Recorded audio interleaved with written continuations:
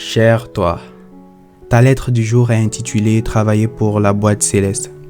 Quand des entreprises de renom veulent embaucher quelqu'un pour un poste important, ils demandent à tous ceux qui sont intéressés de fournir un CV. Et le poste est offert à celui dont le dit CV sait vanter ses mérites.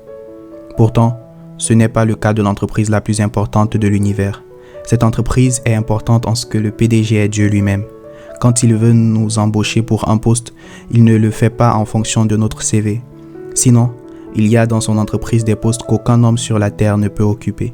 Pour le faire, il regarde à ce qu'il peut faire de nous, à ce que nous sommes censés devenir après qu'il se soit investi en nous, c'est-à-dire la meilleure version de nous-mêmes.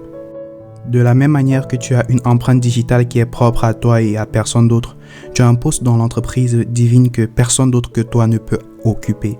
Ça s'appelle ta destinée. La seule condition qu'il faut remplir, c'est de dire oui à Jésus avant l'entretien d'embauche, car c'est une lettre de recommandation signée à son nom qui donne accès au poste. N'essaie pas de mériter ce poste ou cet appel, car il t'était destiné avant que tu sois formé dans le sein de ta mère, quand tu n'avais fait ni bien ni mal. Et comme l'ouvrier mérite son salaire, tu recevras une récompense qui n'est pas seulement sur cette terre, mais aussi dans le ciel, qui n'est pas seulement de ce siècle, mais aussi pour l'éternité. Le seul moyen pour toi de trouver le bonheur et d'être heureux, c'est de découvrir ce poste et de t'y investir pleinement. Cesse de courir après la poussière du plaisir et d'essayer de saisir le roc du bonheur.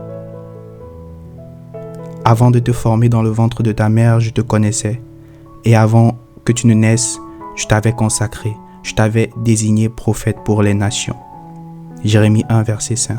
Cherchez premièrement le royaume et la justice de Dieu, et toutes ces choses vous seront données par-dessus. Matthieu 6, verset 33. Que Dieu te bénisse abondamment.